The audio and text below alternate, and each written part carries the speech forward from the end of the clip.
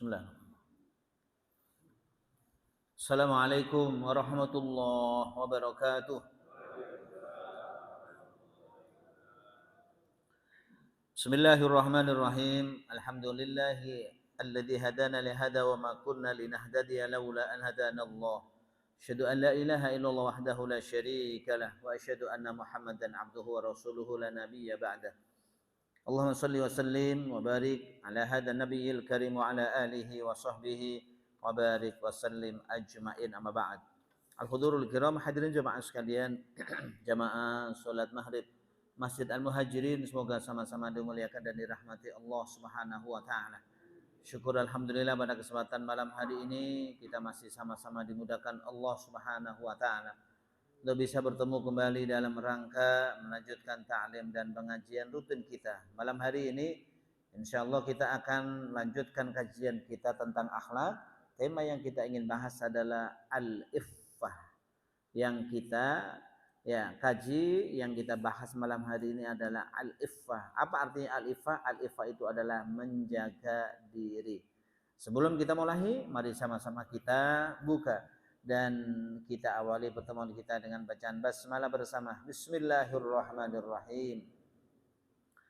Jemaah sekalian, semoga dimuliakan Allah. Sering kali kadang-kadang kita mendengarkan istilah iffah. Orang itu tidak punya iffah sama sekali.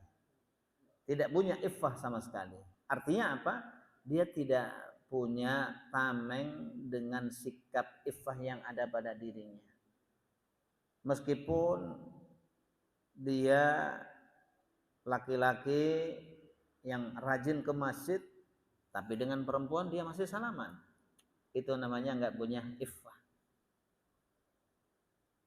Meskipun dia sebagai seorang yang rajin ke masjid, bahkan pengurus masjid, tapi dengan perempuan masih suka boncengin perempuan yang lain, ya diboncengin pakai motor.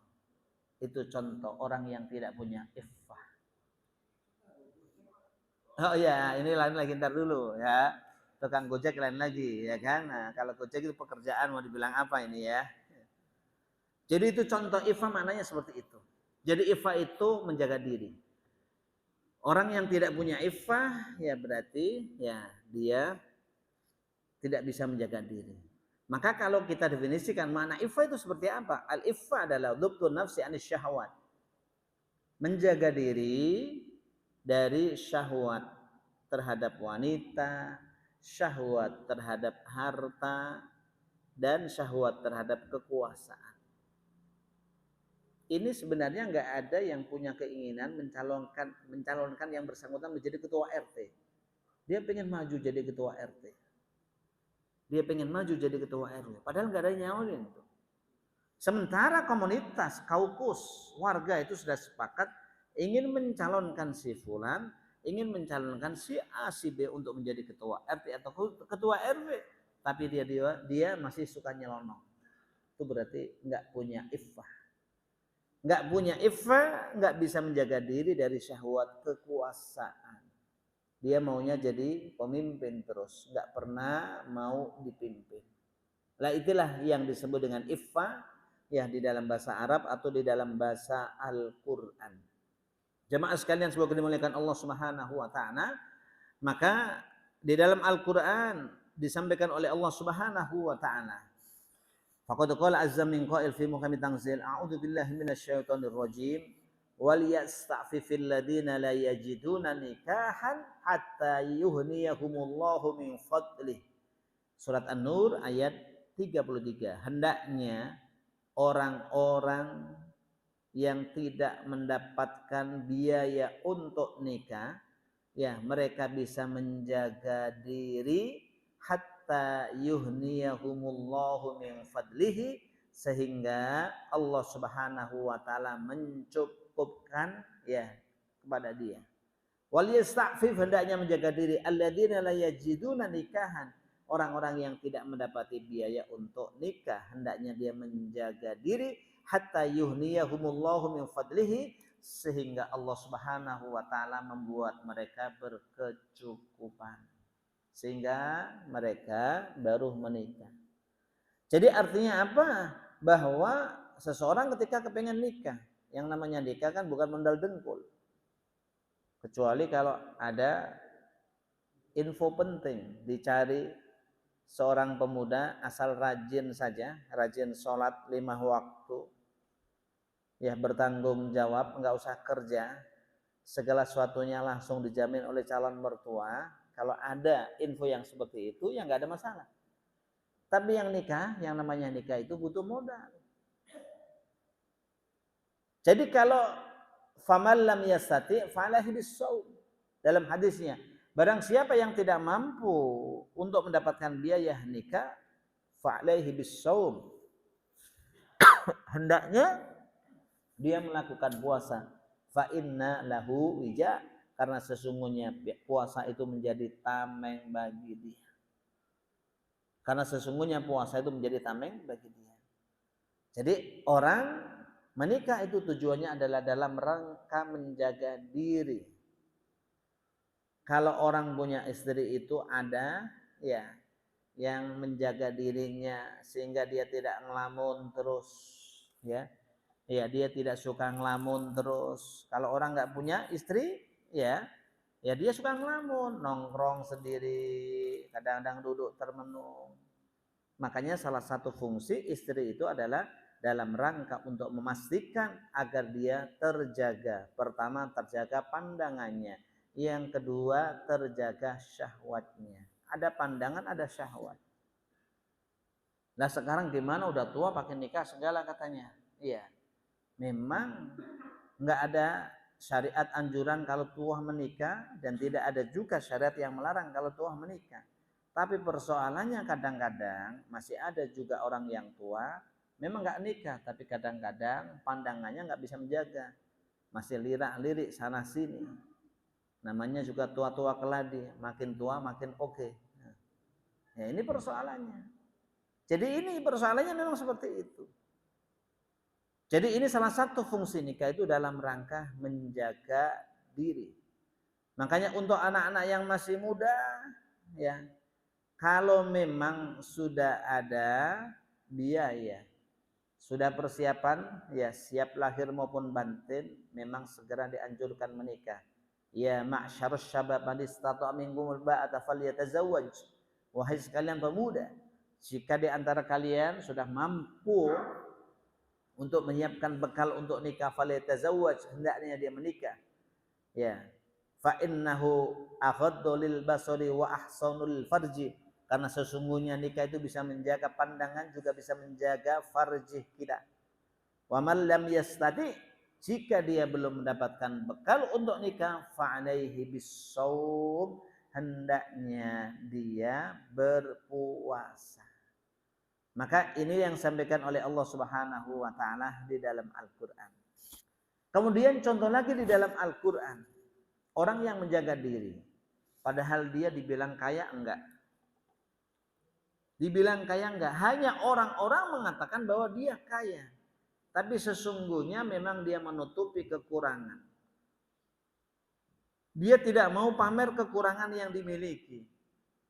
Dia tidak mau mengadu, bentar-bentar ngadu sama orang begini. Ah saya repot begini, anak ini dan ini, terus suka mengadu seperti itu. Makanya digambarkan oleh Allah Subhanahu wa taala di dalam surat Al-Baqarah ayat 273, di mana Allah Subhanahu wa taala sampaikan, bismillahirrahmanirrahim.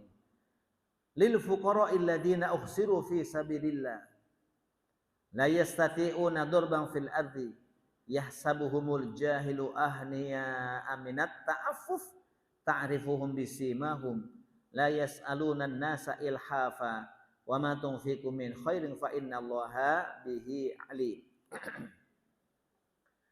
Ini ayat ini berkaitan dengan sedekah. Sedekah itu diberikan kepada siapa? Salah satunya adalah lil fuqara, kepada orang-orang yang fakir. Alladzina uhsiru fi sabilillah, di mana mereka waktunya habis untuk berjuang di jalan Allah Subhanahu wa taala. La yastati'una durban fil ardi, mereka sama sekali tidak bisa berusaha di muka bumi ini. Yahsabuhumul jahilu, orang yang tidak tahu akan menyangka mereka ahniya'a, sebagai orang-orang kaya. minat ta'affufi, karena dia menjaga diri. Jadi kalau mau ngasih sedekah, kata Allah Subhanahu wa taala, inilah tipikalnya. Berikan kepada orang-orang fakir. Orang-orang fakir yang mana? Yang tidak menampakkan kefakirannya, yang tidak menampakkan kemiskinannya, tapi berikan kepada orang-orang fakir yang memang betul-betul waktunya habis dalam rangka mengabdi Allah Subhanahu wa taala. Dia ngurus kegiatan ini, ngurus kegiatan ini, ngurus masjid, ngurus ini, ngurus, ya belum kegiatan kematian yang ada di kompleknya, yang ada di kampungnya, belum lagi nanti ngurus apa? Ya warga-warga yang kena masalah. Waktunya habis hanya untuk ngurus itu, tapi semua yang dilakukan hanya nirlaba, tidak menghasilkan keuntungan. Sehingga disangka yahsabuhumul jahilu, orang yang tidak tahu mengira mereka ahliya sebagai orang-orang kaya. Setiap hari keluar bawa tas, padahal bawa tasnya bukan apa-apa, hanya dalam rangka ngurus orang-orang yang duafa, yang tidak mampu diuruskan suratnya ke sana kemari. Kadang-kadang ongkos juga nggak dikasih, ya kadang-kadang dikasih ya pas-pasan. Waktunya betul-betul habis dalam rangka untuk mengabdi, dalam rangka untuk beribadah kepada Allah Subhanahu wa taala. Sehingga setiap kali ada orang yang tidak tahu kondisi dia sebenarnya, menyangka bahwa dia adalah orang-orang yang kaya, minat ta'affufi, karena memang dia menjaga diri, tidak pernah pamer, tidak pernah curhat kepada siapapun. Padahal setiap hari keluar bawa tas, pulang belum tentu bawa uang. Setiap hari keluar bawa tas, belum tentu ada yang ngasih. Betul-betul pure yang dilakukan mereka adalah ibadah lillahi ta'ala. Ini kalau mau ngasih sedekah kepada orang-orang yang seperti itu. Ta'rifuhum bisimahum. Kamu kenali mereka dengan tanda-tanda mereka. La yas'alunan nasa ilhafa. Mereka tidak pernah minta kepada orang dengan cara mendesak. Sebagaimana yang terjadi di pinggir-pinggir jalan. Yang pura-pura jadi miskin. Nggak taunya rumahnya lebih hebat. Biar kerjaannya di pinggir jalan hanya ya mengangkat tangan begini. Ya mungkin kalau di Jakarta lebih vulgar lagi. Kadang-kadang kakinya dibikin buntung padahal ditekuk di dalam celana. Sehari nggak kurang dari 200 dapatnya. Rumahnya di kampung kadang-kadang punya rumah tingkat. Kadang-kadang ya uangnya itu mau nyimpen di bank itu ya agak bingung, disimpan di gerobak. Begitu gerobaknya kelupaan dia, dibuka ada orang dapatin uang 20 juta ada di gerobak. Padahal manusia gerobak duitnya 20 juta. Coba bayangkan. Kalau ngasih sedekah kata Allah bukan kepada orang yang seperti itu, kepada orang-orang yang tadi waktunya dihabiskan ya untuk ngabdi kepada Allah, untuk beribadah kepada Allah Subhanahu wa taala, ya tetapi pada hakikatnya mereka memang tidak punya, nggak punya penghasilan. Dia ngurus pure adalah nirlaba yang diurus. Tidak ada keuntungan yang dia dapatkan. Sampai dikatakan oleh Allah, yahsabuhumul jahilu ahniya, orang-orang yang tidak tahu sebenarnya dia menyangka bahwa itu mereka adalah orang-orang kaya padahal mereka miskin. Minat ta'affufi, karena mereka memang menjaga diri. Artinya apa? Kalau dikasih ya diterima, kalau nggak kasih, nggak dikasih, nggak ngomong, nggak curhat sana sini. La yas'aluna nasa ilhafa, mereka tidak minta kepada orang ilhafan dengan cara mendesak. Wa ma tunfiqu min khairin fa innallaha bihi alim, dan apa saja yang kalian infakkan dari harta dari kebaikan fa innallaha bihi alim, maka sesungguhnya Allah Subhanahu wa taala itu Maha mengetahui. Inilah jamaah sekalian contoh ya, contoh perintah agar kita menjaga diri itu digambarkan oleh Allah Subhanahu wa taala seperti yang model begini ini. Artinya apa? Memang ini kerja-kerja nirlaba. Kalau dikasih ya diterima, kalau nggak kasih hitung-hitung itu sebagai bagian dari ibadah yang dipersembahkan kepada Allah Subhanahu wa taala. Jadi ini yang harus kita lihat, minat ta'affufi, karena menjaga diri. Memang kadang-kadang orang itu macam-macam. Kadang-kadang sebenarnya yang bersangkutan bokek banget, tapi penampilannya wah hebat. Segala-galanya tampilannya hebat. Memang bokek padahal dia. Ada yang model begitu. Yang begini berarti jaim tingkat tinggi dia. Jaim tingkat tinggi, nggak mau dikasih yang begini modelnya. Ada orang-orang yang biasa-biasa saja, penampilannya biasa, tapi dia tidak pernah menampakkan kekurangan yang ada. Sesungguhnya sebenarnya mereka mengalami kekurangan, tapi dia tidak mau menampakkan itu. Artinya apa? Kalau dikasih diterima, nggak dikasih ya sudahlah. Nggak usah ngadu sana, ngadu sini, curhat sana, curhat sini. Ada yang memang begitu. Lah orang yang terakhir inilah yang disampaikan oleh Allah, karena mereka orang-orang yang seperti ini adalah minat ta'affufi, karena menjaga diri.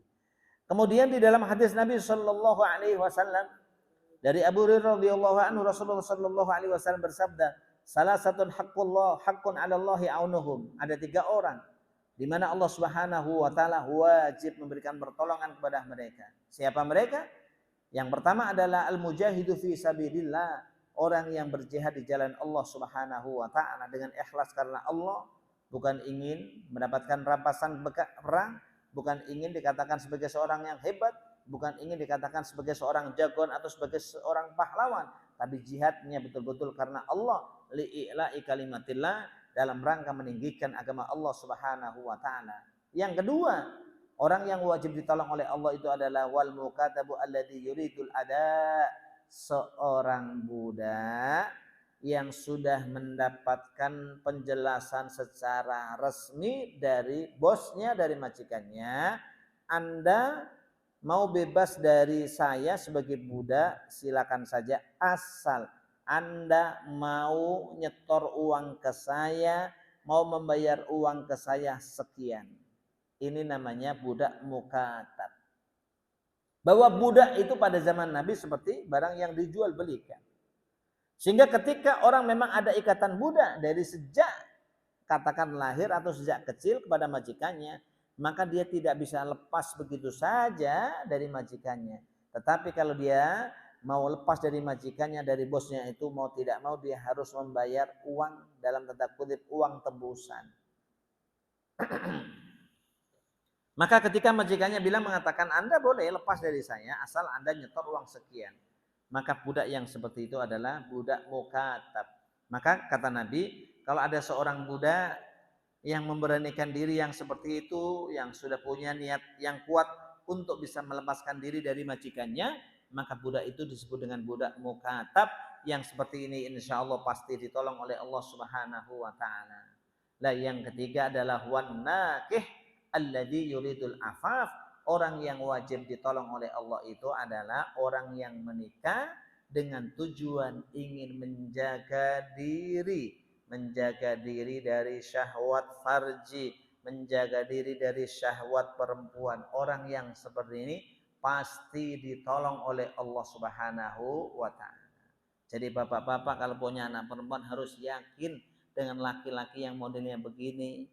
Kalau ada datang ke rumah ditanyain tujuannya apa, pengen nikah, tujuan nikahnya pengen apa, bismillah aja Pak, ya pengen ya nawa itu menjaga diri, ya karena dunia sudah seperti ini, banyak kemaksiatan, banyak dosa, saya bismillah terus terang aja nikah dalam rangka menjaga diri saya, biar tidak jatuh ke dalam dosa, biar tidak jatuh ke dalam kemaksiatan. Tujuan saya hanya itu saja. Kalau memang tujuannya seperti itu, jika bapak-bapak punya anak perempuan, ya bapak nggak usah jual mahal, bismillah aja dilepas karena Allah. Makanya Nabi dalam hadis yang lain mengatakan idza ja'akum man tardawna dinahu wa khuluquhu fazawwijuhu wa illa takun fitnatun wa fasadun kabir. Jika datang kepada kalian orang yang kalian ridhoi agamanya, jika ada seorang laki-laki yang datang kepada kalian, tipikalnya kalian ridhoi agamanya, kalian ridhoi akhlaknya, fazawwijuhu, maka nikahkanlah dia dengan anak perempuanmu. Wa illa, jika tidak, takun fitnatun wa fasadun kabir, maka akan jadi fitnah wa fasadun kabir, dan kerusakan yang sangat luar biasa. Jadi itu parameter untuk seleksi mantu begitu Pak. Apa parameternya? Dilihat agamanya bagus atau tidak, dilihat akhlaknya bagus atau tidak. Bapak tanyanya jangan yang macam-macam ribet. Kerjanya di mana itu? PNS bukan, karyawan tetap bukan. Bukan Pak, saya tukang jualan keliling. Aduh sorry deh katanya, gue capek punya mantu yang begitu. Nggak boleh sombong gitu Pak modelnya. Mentang-mentang jualan keliling kagak dilirik apa. Yang dilihat jangan jualan kelilingnya, semangatnya dia untuk bertakwa kepada Allah Subhanahu wa taala sejauh mana. Biar jualan keliling kalau setiap waktu dia sholat mampir di masjid. Setiap waktu mampir sholat di masjid, dia lebih takut kepada Allah Subhanahu wa taala. Kalau orang itu logikanya takut kepada Allah, maka hal-hal yang lain yang terkait dengan kewajiban kepada Allah pasti mereka takut. Tapi kalau orang dengan Allah aja nggak takut, Pak, apalagi dengan anak bapak. Tinggal aja dia. Dengan Allah nggak takut. Makanya Nabi mengatakan begitu, lihat agamanya dulu. Setelah agamanya dilihat, baru lihat akhlaknya. Akhlaknya baik enggak? Agamanya baik, tapi nggak punya akhlak sama sekali. Dengan orang tua nggak ngerti unggah-ungguhnya seperti apa. Dengan orang tua masih main nyosor saja kalau ngomong. Ya ini wamin alamatihi, alamatnya begini modelnya. Ya kalau dengan orang tua nggak ada unggah-ungguh, nggak punya hormat, apalagi dengan istri. Ya maka hadirin jamaah sekalian sebagian muliakan Allah, ini janji Nabi. Orang yang menikah dengan tujuan menjaga diri pasti ditolong oleh Allah Subhanahu wa taala. Jadi pasti ditolong oleh Allah Subhanahu wa taala. Maka yang harus kita perhatikan itu ya kita jangan kemudian jelimet banget. Kadang-kadang orang itu saking jelimetnya mintanya yang sempurna 3 kali. Ya kalau sempurna 3 kali ya repot Pak, nggak ketemu. Mintanya orang yang soleh, ya udah soleh, tanggung jawab kalau perlu punya pekerjaan tetap katanya. Ya kalau bisa ya karyawan BUMN, kalau nggak bisa PNS, karyawan swasta paling-paling kontrak, jangan katanya. Ribet Pak ketemu begini. Ntar lama banget nggak nikah ntar anaknya kelamaan. Sudah dijanji oleh Allah Subhanahu wa taala, iyakunu fuqara ayyuhnihimullahu min fadli. Jika mereka, orang-orang yang nikah itu mereka memang dalam keadaan miskin, yuhnihimullahu min fadlihi, Allah pasti buat mereka kaya karena karunia yang diberikan oleh Allah Subhanahu wa taala. Yang penting itu sejauh mana kesanggupan dia. Perkara dia kemudian punya modal atau tidak itu soal lain. Kita harus punya keyakinan lebih dari itu jamaah sekalian. Tauhid kita harus lebih kuat dibanding dengan mohon maaf orang yang tidak pernah ngaji. Tauhid kita lebih kuat. Enggak jaminan jamaah sekalian. Kalau orang begitu nikah punya kerjaan tetap semuanya tetap pasti akan begini melejit. Enggak selalu. Dan tidak selalu juga kalau orang begitu nikah awal mula pekerjaannya hanya gitu aja. Nanti kapan dia bangun rumah tangga begini? Persoalannya hanya sekedar kemauan saja. Berapa banyak orang yang nikah? Kita bayangin ya, itu kerja apa dia? Cuma gitu-gitu doang. Tapi begitu dia nikah kerja keras bismillah lillahi ta'ala, ternyata dia bisa menyaingin orang-orang yang ketika nikah sebelumnya sudah lebih siap. Dia enggak siap, hanya siap mental dan siap berjuang. Tetapi ternyata dia bisa menyaingin orang-orang yang lebih dulu persiapannya. Loh kenapa? Lah Allah yang ngatur kok. Semuanya itu yang ngatur adalah Allah Subhanahu wa taala. Maka yang begini ini modelnya dalam persaingan hidup yang sangat ketat ini mesti harus menjadi satu bagian dari ideologi dan keyakinan yang harus kita yakini. Kalau kita keyakinannya itu hanya matematis, 1 tambah 1 sama dengan 2, maka kita tidak akan bisa hidup sampai sekarang ini. Coba sekarang Pak, coba prediksi para ahli 2023 nanti akan kolab begini, akan musibah macam-macam yang seperti itu. Di luar negeri udah begini, udah pasti kena dampaknya. Bahkan lebih parah daripada COVID katanya. COVID yang 2 tahun begini begitu. Loh, kita ini orang percaya sama Allah kok. Emang yang ngasih kehidupan siapa? Allah. Yang ngatur segala-galanya adalah Allah Subhanahu wa taala. Innama amruhu idza arada syai'an ayyaqula lahu kun fayakun. Sesungguhnya urusan Allah, jika Allah menghendaki sesuatu Allah katakan kun, jadilah. Fayakun, maka jadilah dia. Urusannya hanya seperti itu. Bahwa ikhtiar itu wajib iya. Tapi orang yakin dengan ikhtiar akan menghasilkan sesuatu yang diinginkan, belum tentu. Ikhtiar wajib. Tetapi orang apalagi sampai ketakutan dengan sesuatu yang belum terjadi, seolah-olah kita nggak punya Allah, ya kita yakin sama Allah. Kita yakin sama Allah. Karena kalau orang itu keyakinannya memang setengah-setengah, apalagi keyakinan semakin takutnya semakin luar biasa. Memang iya. Maka sederhananya adalah ilmu falsafah COVID kemarin kan. Mohon maaf kalau orang-orang kompleks begini dengan COVID kan sangat serem banget. Semakin kompleks, semakin kaya dengan COVID, semakin ya serem banget. Tadi saya itu pakai masker, tadi nggak pakai masker saya Pak. Saya tadi lagi ke studio foto di Plaza Cibubur, lagi ngantri, saya agak masuk angin, saya batuk. Saya tutup ini pakai mulut saya, pakai tangan saya tutup. Ada ibu-ibu yang sewot itu. Pakai masker Pak katanya. Udah lama saya sewot amat ibu-ibu. Saya batuk udah saya tutup begini. Ya udah, saya bawa mobil saya ada masker saya pakai aja deh. Takutnya bapak-bapak pada sewot kayak begitu kan takut juga saya kan. Ya. Itu satu orang begitu sewotnya kalau begini orang pada sewot ya repot juga ini. Ya makanya saya pakai masker ini. Ya begitu. Kalau orang kota dengan COVID semakin takut Pak. Nah orang kampung gak kabarnya takut sama COVID itu. Enggak takut sama COVID ya mereka kan COVID biasa, dianggap biasa. Ya sakit biasa, meriang, panas, minum apalah yang ada jahe diminum itu dijahe. Semuanya selesai. Jadi kalau orang semakin ketakutan itu semakin dilepas oleh Allah Subhanahu wa taala mengikuti ketakutan. Tapi kalau orang yang enggak takut ya enggak. Ya sekarang satu contoh kan saya mungkin pernah cerita. Bapak saya, ya sekarang ibu saya meninggal duluan. Ibu saya kan sakit udah lama, hampir 10 tahun. Kemudian 10 hari kemudian bapak saya meninggal. Jadi begitu meninggal itu sebelumnya, ketika ibu saya meninggal bapak saya masih sehat. Ya, masih nyalamin, datang orang tahlilan, orang biasa, masih sehat seperti itu. Begitu saya pulang ke sini setelah 3 hari, tiba-tiba ya bapak saya katanya badannya meriang, sakit. Rumah sakit di daerah Jepara penuh semua Pak. Kita mau ke rumah sakitnya penuh. Rumah sakit tidak serta-merta mau menerima pasien. Akhirnya pakai antigen dulu. Begitu di antigen positif.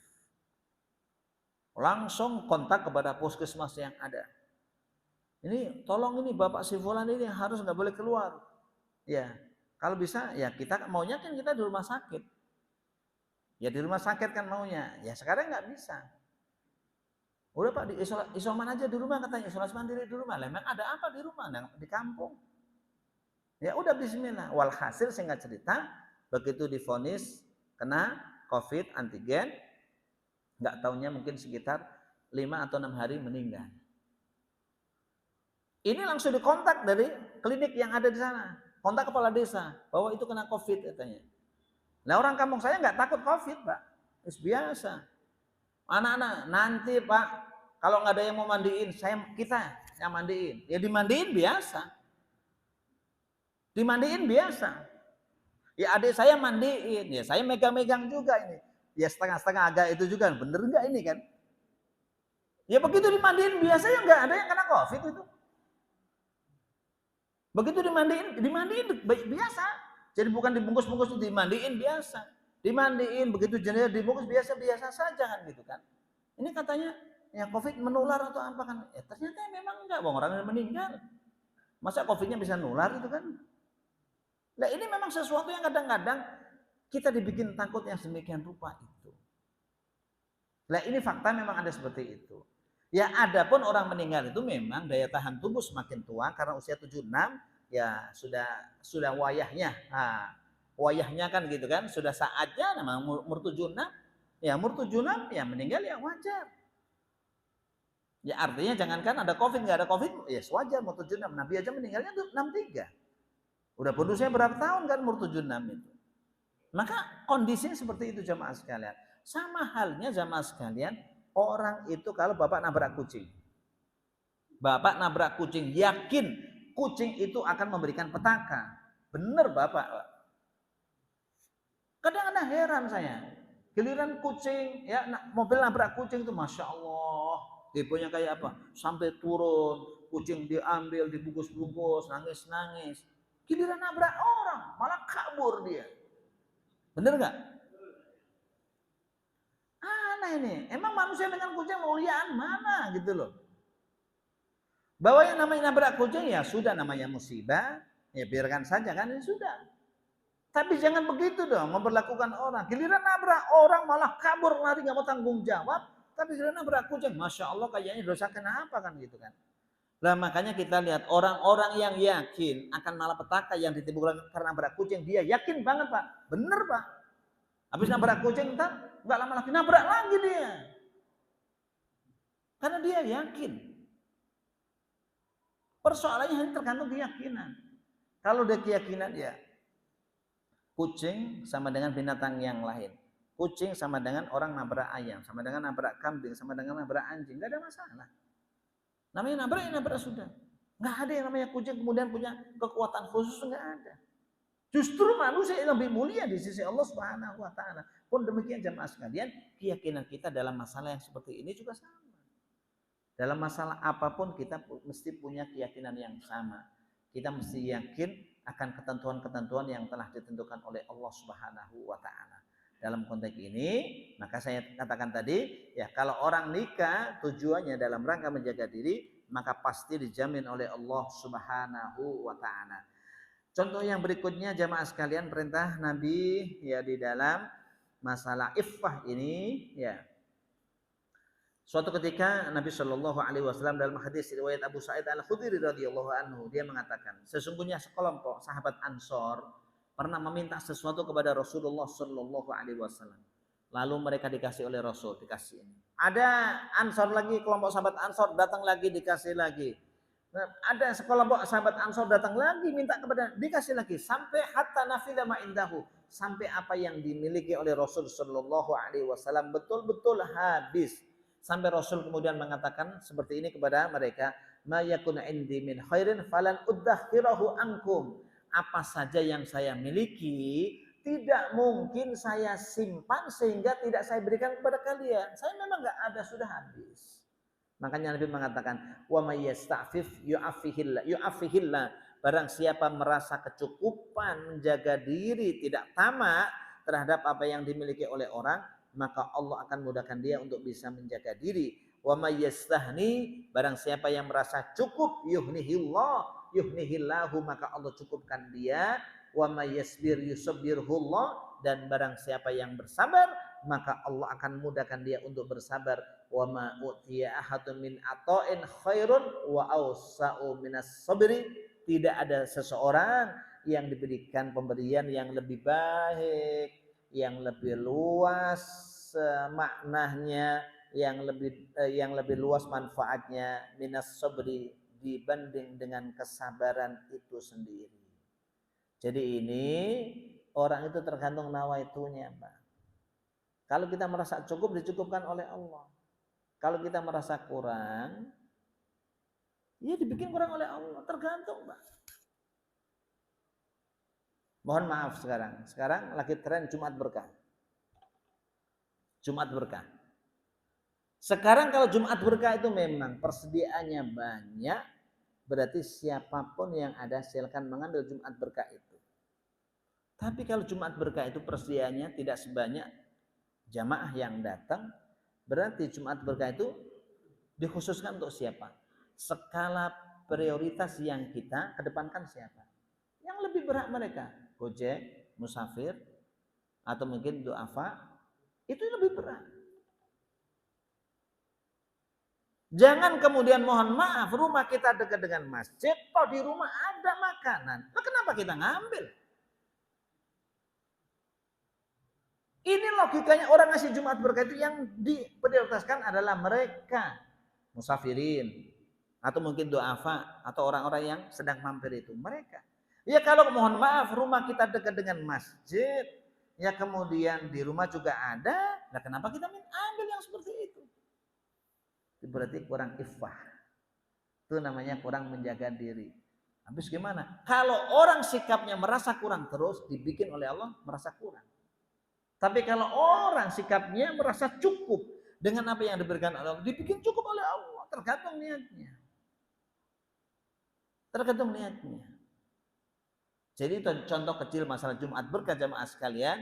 Siapa yang disasar di Jumat berkah itu? Mereka yang lebih berat.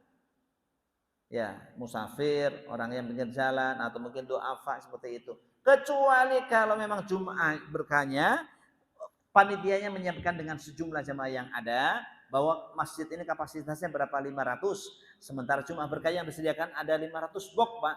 Jadi semua saja boleh mengambil karena persediaan insya Allah cukup sesuai dengan jumlah yang hadir di masjid ini, berarti semuanya silakan. Kadang-kadang sekarang orang ngantri minyak, ada minyak goreng, pasar murah dan sebagainya, ikut-ikutan ngantri. Loh, yang ikut-ikutan ngantri itu siapa sebenarnya kan? Yang disasar mereka siapa? Mereka yang betul-betul ya duafa. Siapa duafa itu? Ya kalau kita merasa duafa, kita semua merasa duafa, Pak. Tapi duafa kan ada marohilnya, ada tingkatannya. Pertama, ada nggak orang-orang yang ngontrak itu? Berarti orang-orang yang ngontrak yang kita dahulukan. Mereka lebih berhak. Lah, jangan kemudian sudah punya rumah sendiri merasa duafa. Ya kalau yang namanya orang ya merasa terus, Pak, nggak akan cukup, nggak ada selesainya. Manusia nggak akan ada selesainya, pasti kurang terus. Tapi kita mesti harus bisa menjaga diri itu, merasa iffah tadi. Kita dahulukan mereka ya. Mungkin kalau ada orang-orang kampung masuk silakan, mungkin kalau ada orang-orang yang ngontrak silakan saja. Tapi yang mukimin, yang sudah punya rumah sendiri, ya menjaga dirilah, sudahlah. Biarkan mereka ya yang lebih berhak, ya kita kan sudah ada, ya biarpun sedikit di rumah sudah ada, toh anak-anak kita sudah pada kerja, ya meskipun kita ya minal mutaqaidin, ya orang-orang yang sudah pensiun, ya nggak ada masalah, kita prioritaskan mereka. Itulah hakikatnya iffah, menjaga diri. Jamaah sekalian semoga dimuliakan Allah Subhanahu wa taala. Bagaimana para ucapan salafun as-saleh tentang iffah ini? Ya kata Umar bin Khattab radhiyallahu anhu, al-muru'atu muru'atan. Yang namanya marwah, harga diri itu ada dua jenis. Yang pertama muru'atun dhahirah, marwah yang tampak. Yang kedua wa muru'atun batinah, marwah yang tidak tampak. Fal muru'atun dhahirah ya ar-riyash. Marwah yang tampak itu yang pertama adalah ya az-zina, penampilan, wal hina, dan kekayaan. Jadi kalau orang yang kaya, orang yang punya itu adalah penampilannya oke, pasti. Itu adalah marwah. Wal muru'atul batina al-afaf. Sedangkan marwah yang tidak tampak itu adalah al-afaf. Merasa cukup dengan menjaga diri, tidak tamak dari pemberian orang, merasa cukup dengan yang ada, sehingga kita bisa mengkondisikan diri kita, ya kita bisa mengkondisikan tidak tamak, ya bisa menjaga syahwat kita, bisa menjaga syahwat dari hal-hal yang tidak diinginkan oleh Allah Subhanahu wa taala. Ini apa yang disampaikan oleh Umar bin Khattab radhiyallahu anhu. Makanya di dalam riwayat yang lain Abu Ayyub As-Sikhtiyani mengatakan la yambulur rajul hatta yakuna fi khoslatan. Seseorang tidak akan dikatakan sebagai orang yang mulia sebelum dia memiliki dua sifat. Sifat yang pertama adalah al-iffatu an amwalin nas, menjaga diri tidak tamak dari pemberian orang lain. Yang kedua adalah wattajawuzu anhum, mau memaafkan kesalahan-kesalahan yang telah diperbuat oleh orang lain terhadap kita. Itu baru seseorang dikatakan sebagai orang yang mulia. Kalau orang tidak bisa menjaga diri, dengan harta orang lain masih seperti itu, ketika ada orang lain yang berbuat kesalahan, dia masih kekeh nggak mau memaafkan, biarin aja dah katanya. Padahal umur sudah cukup, ya mulai menua, tapi sikapnya masih seperti ya anak-anak ABG, ya maka tentu itu menjadikan seseorang tidak bisa mendapatkan kemuliaan dari Allah Subhanahu wa taala. Itulah hakikat daripada yang namanya iffah itu sendiri. Maka yang namanya iffah itu dianjurkan oleh Allah Subhanahu wa taala, dianjurkan oleh Rasulullah sallallahu alaihi wasallam. Maka Rasul sallallahu alaihi wasallam dari kecil ya ketika cucu-cucunya yang masih kecil Hasan dan Husain ini sudah diajarkan kepada keduanya tentang iffah itu sendiri. Maka suatu ketika kata Abu Hurairah, suatu ketika di rumah Rasul ada zakat, ada sedekah, ada korma-korma yang disetorkan oleh jamaah, yang disetorkan oleh sahabat sebagai bentuk sedekah, tiba-tiba diambil oleh Hasan dan Husain. Ngambil satu doang. Apa kata Nabi Shallallahu Alaihi Wasallam? Kih, kih, buang, buang, kih, kih, buang, buang. Ya, irmi biha, buang. Ama alimta anna la na'kulus sodakota. Kamu belum tahu deh ya, kita ini tidak boleh makan zakat. Kita ini Nabi dan keluarganya tidak boleh makan zakat. Artinya apa? Jadi Nabi mengajarkan kepada cucunya anti permakluman. Anti permakluman kan? Kadang-kadang kita kan gitu. Habis gimana Ustaz? Namanya anak-anak biarin aja deh. Ya nggak boleh gitu. Itu namanya ini jatah-jatah untuk disantun, diberikan kepada anak yatim dan duafa sebagai santunan. Tiba-tiba ada anak kecil ngambil seolah-olah udah biarin aja deh, namanya juga anak kecil belum balik ya. Enggak begitu kita. Kita mengajarkan begitu. Kih kih kata Nabi, irmi ya. Balikin, buang, buang. Kita keluarga Muhammad tidak boleh makan dari sedekah itu. Sampai segitunya Rasulullah mengajarkannya seperti itu. Nah ini memang yang namanya Eva itu nggak bisa ujuk-ujuk Pak. Harus ditanamkan dari sejak kecil. Kalau orang yang memang tidak punya Eva, ya kita biarkan saja. Satu contoh, begitu bertamu dengan orang, baru duduk. Sementara di meja tamu sudah dihidangkan makanan-makanan. Sementara kita sebagai tamu belum dipersilakan. Tiba-tiba anak kita, cucu kita yang kita bawa ambil. Ini mesti sebagai orang tua, sebagai ya kakek atau sebagai orang tua kasih tahu anaknya. Enggak boleh. Sebelum kita dipersilakan. Enggak boleh secara apa? Secara adab. Kalau soal halal, halal. Tapi secara adab enggak boleh. Lah yang begini ini sejak kecil kita tanamkan pada anak-anak kita. Jangan kita maklum ya, biarin aja namanya anak-anak berbilang apa. Enggak boleh. Lah ini bagaimana cara mengajarkan iffah? Bagaimana cara mengajarkan iffah kepada anak-anak kita? Kita sejak dini kita ajarkan seperti itu. Termasuk dalam hal ini mungkin samping kanan kiri kita ada pohon jambu, ada yang lain. Kalau itu memang bukan milik kita, sementara anak kita mau ngambil, tolong dikasih tahu. Boleh ngambil, tapi sebelum ngambil bilang dulu sama yang punya. Bu, minta jambunya boleh atau tidak? Oh, ambil silakan. Jangan main ambil aja. Setelah diambil, habis dimakan, Pak, kemarin saya ambil jambunya kata. Udah dimakan kemarin ambil jambunya. Lah ini kan aneh. Mohon maaf ini bapak-bapak mestinya terdidik kan tinggal di komplek. Jangan seperti modern gaya orang-orang kampung. Begitu saya pulang kampung, jambu semuanya habis. Pak, kemarin jambunya saya ambil katanya. Habis apa enggak ada katanya. Ya. Ya kan nggak ada kan bisa telepon dulu. Emang kagak ada HP ya kan? Jangan barangnya sudah habis baru minta izin. Nggak boleh yang seperti itu. Ini juga sama persoalannya. Jangan kemudian izin seolah-olah hanya formalitas. Tidak. Izin itu menjadi sebuah kehalalan. Karena kata Nabi, la yaqilu malum ri'in illa angti binafsihi. Tidak halal harta seseorang kecuali dengan keikhlasannya. Walhasil kesimpulannya jemaah sekalian bahwa iffah ini merupakan salah satu sikap yang terpuji yang mesti kita terapkan dalam kehidupan kita agar kita merasa qanaah dengan apa yang dimiliki sehingga kita tidak tamak terhadap harta yang dimiliki oleh orang, agar kita merasa qanaah dengan apa yang kita miliki sehingga mata kita bisa terjaga dari melihat pandangan-pandangan yang tidak diridhoi oleh Allah Subhanahu wa taala. Ya, kita mesti iffahnya merasa seperti itu. Juga kita harus sadar bahwa kita ini siapa. Kita ini kan orang yang katanya rajin jamaah ke masjid, masa dengan perempuan masih salaman, ya masa dengan perempuan berdua masih bercanda-candaan begini, lagian malam-malam begini ngobrol berdua sama perempuan.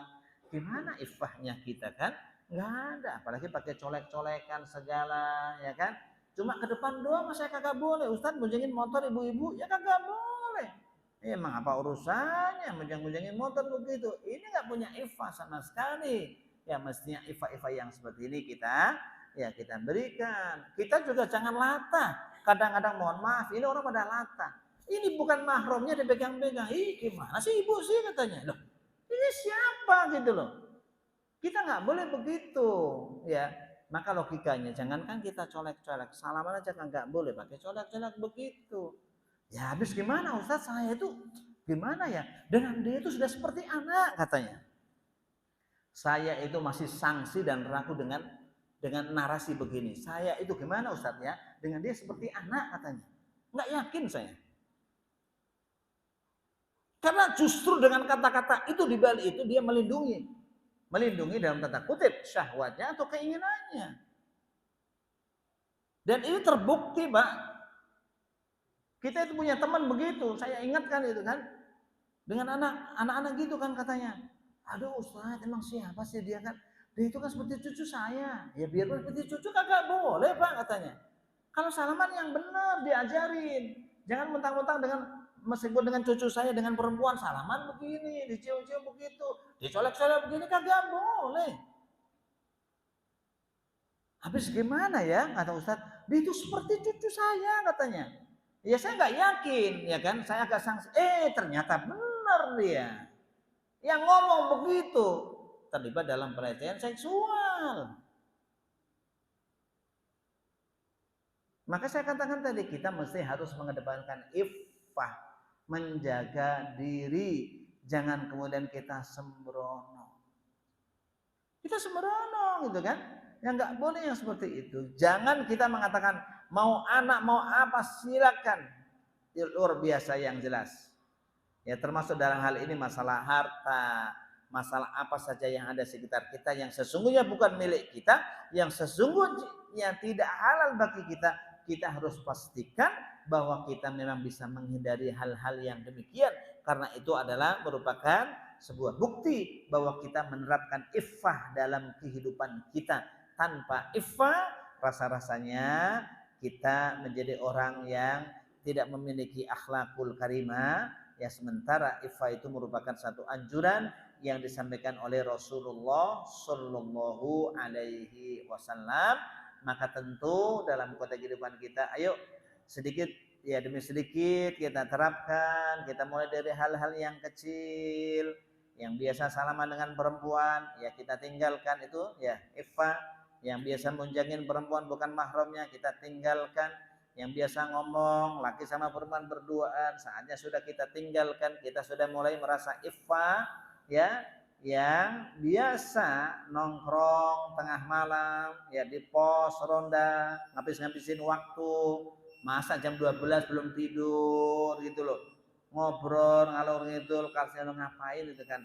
Kalau jam 12 ngobrol di pos nggak apa-apa, lagi membicarakan kerja bakti boleh. Tapi kalau ngomong kosong doang di pos ronda sampai jam 12 malam, kalau umur sudah 60 sekian ke atas itu sudah tidak wajar lagi. Kenapa?